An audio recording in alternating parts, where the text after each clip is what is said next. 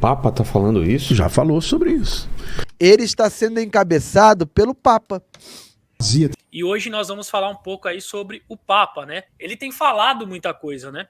Tem deixado aí muito claro as suas ideias e os seus objetivos do que ele tem para os próximos tempos aí, para os próximos períodos, que já tem apontado para a volta de Jesus, né? Uhum. Nós vemos uma similaridade com o trabalho que ele está desenvolvendo, né? Com aquilo que a Bíblia nos mostra, lá em Apocalipse, a respeito do falso profeta, da besta do Apocalipse. Nós vemos algumas similaridades a princípio. É até meio chocante e temos aqui alguns irmãos e amigos católicos, pelo menos lá no Povo da Fé tem alguns católicos que me acompanham, acredito que aqui também, e os irmãos são inteligentes para entender tudo aquilo que nós vamos falar aqui. Não estamos falando do catolicismo ou dos nossos irmãos católicos, nós estamos falando algumas verdades acerca das atitudes do Bergoglio, né? E estamos falando isso exatamente porque quando a Bíblia fala lá em Apocalipse 17, a gente já abre os olhos aí como o Papa sendo a principal figura que aponta para aquele texto ali, né? Aqui o sentido que tem sabedoria, as 7 cabeças são 7 montes sobre os quais a mulher está assentada, né? Essa mulher, para muita gente aí, inclusive para nós, eu acredito que para o pastor Giovanni também, ela representa a grande religião que vai ser a prostituta que vai corromper as outras religiões, que vai fundar aí uma religião única, a qual depois será entregue aí o poder dela ao anticristo. E nós vemos que a grande religião que ainda consegue ter esse domínio sobre outras religiões e consegue já estender os seus braços e o seu poder, seria o catolicismo, né? E dentro do catolicismo, o Papa ele é a figura mais importante. Inclusive, quando se fala aqui que as 7 cabeças são 7 montes, nós vemos geograficamente que o Vaticano ele está ali instituído num lugar onde ele está rodeado por 7 montes, né? Você vê aqui que o Vaticano ele está ali rodeado por 7 montes, né? É colocado aqui no mapa. Aqui, como está escrito na palavra de Deus. Como está ali, exatamente como está ali no livro de Apocalipse, onde nós lemos, né? E o Vaticano ele está ali, exatamente geograficamente, você vê que ele consta exatamente igualzinho está na palavra de Deus, né? E até por isso, então, que nós olhamos bastante para lá quando se fala na questão aí do Apocalipse 17, não é isso, pastor Giovanni?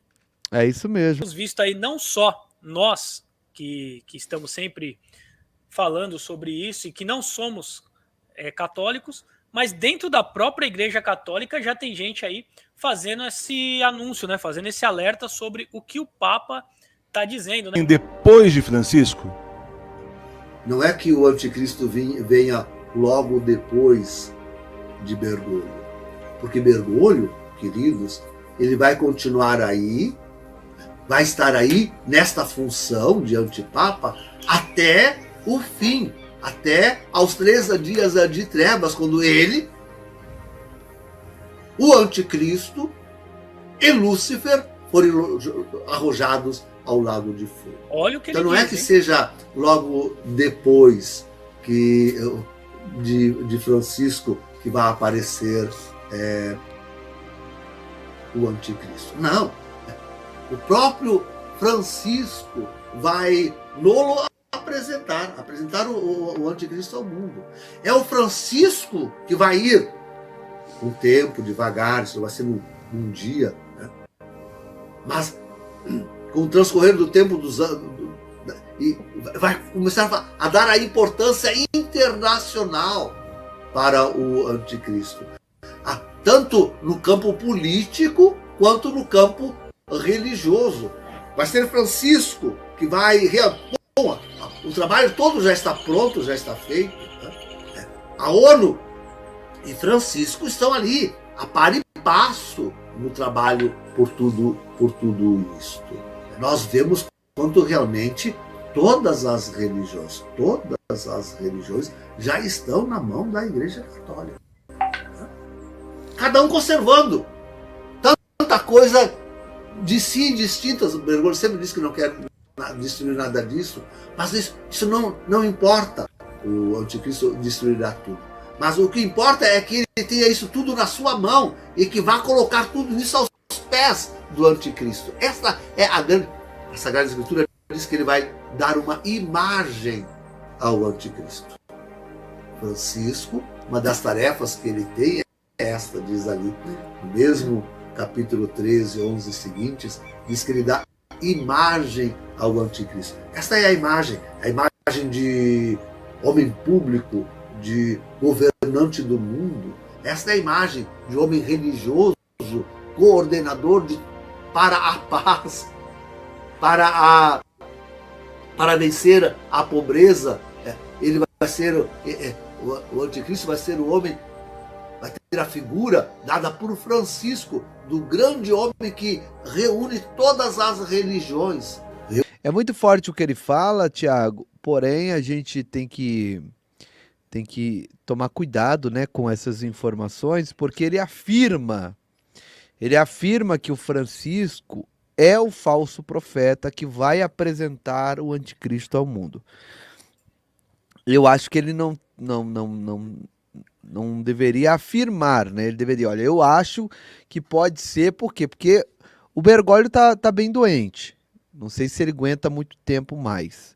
Já estamos aí, tem algumas notícias mostrando ele separando já alguns arcebispos, né? Consagrando esses arcebispos, preparando, né, para uma futura renúncia. Certo. Então acreditamos que o Papa logo ele vai renunciar. Também tem algumas notícias mostrando que ele deu 30 dias, contando do dia 1º de setembro, para que toda a diocese, toda a Igreja Católica envie, redirecione as suas contas, tire de bancos de terceiros, tire de outras instituições financeiras, bancárias, e transfira todas as suas contas para o Banco do Vaticano, o mais rápido possível. Você vê até na matéria um certo tom de desespero, né, de pressa. Pressa para quê? O que ele sabe? Tem também aí outras matérias, eu não sei se você separou aí, aonde ele fala que já estamos vivendo uma terceira G mundial. Eu vi essa notícia onde ele fala que já está eclodindo, né? Essa terceira G aí. E outra coisa muito séria é que nós veremos apenas essa nova ordem mundial ser estabelecida através de um confronto assim. Através de uma terceira G. Nós estamos vendo alinhamentos aí. A China, o dragão vermelho querendo invadir Taiwan. Os Estados Unidos fortalecendo Taiwan para esse confronto. Então, tá uma movimentação muito séria e às vezes nós cristãos somos os que menos vemos isso. Por quê? Porque a gente não procura se informar, não procura se ater a esses detalhes que são extremamente importantes para que nós possamos nos alertar. Então a gente percebe que alguma coisa está para acontecer, Tiago, e dentro disso que nós já estamos falando, eu também quero falar algo que está acontecendo lá nos Emirados Árabes Unidos e agora algo muito profético está acontecendo nos Emirados Árabes Unidos, que com certeza nos remete diretamente a Israel, mais precisamente em Jerusalém, Tiago. Eu quero mostrar para vocês uma matéria, né? Posso mostrar aqui? E nós vamos ler juntos essa matéria. Tá aqui na tela. Diz assim, ó. Emirados Árabes Unidos inaugura o templo das 3 religiões abraâmicas em 2022. Como assim 3 religiões abraâmicas, pastor? Bom, você sabe, ó, o islamismo, o judaísmo e o cristianismo. Todas as 3 religiões que remontam seu início em Abraão, né? Embora o Islã seja a religião oficial e majoritária nos Emirados Árabes Unidos, a Constituição da nação defende a liberdade de religião e há muitos locais de culto para diferentes religiões em todo o país. O embaixador dos Emirados Árabes Unidos na Rússia anunciou na segunda-feira que um templo das 3 religiões abrâmicas será erguido na capital dos Emirados Árabes Unidos, Abu Dhabi, em 2022. Em 2022 está previsto a abertura de um templo de 3 religiões mundiais em Abu Dhabi: o islamismo, o cristianismo e judaísmo. Bom, vocês precisam perceber como essa notícia é extremamente relevante e profética ao mesmo tempo, do ponto de vista escatológico. Por quê? Porque no país dos Emirados Árabes Unidos, que é um país de origem islâmica, um país árabe, certo? Vai ser construído um templo. Na verdade, já foi construído esse templo, porém ainda não foi inaugurado. Daqui a pouco eu vou mostrar para vocês como que ficou. Ficou mais ou menos assim, ó. Isso significa o quê, pastor? Bom, primeiro, temos que recordar que os Emirados Árabes Unidos foi um dos países que fizeram um acordo de paz com Israel, né? E não foi o único país que fez o acordo de paz com Israel. Outros países também fizeram esse acordo de paz, né? E a gente se recorda que esses acordos foram intermediados Donald Trump, né? E isso fez com que Israel aproximasse da sua geopolítica países que historicamente foram hostis, sempre foram inimigos declarados de Israel. Israel firmou acordo de paz com Emirados Árabes, Sudão, Bahrein e Marrocos. Porém, isso nada mais é do que o exemplo do que está ocorrendo para que muito em breve Jerusalém também possa ter um espaço para as 3 principais religiões no mundo, né?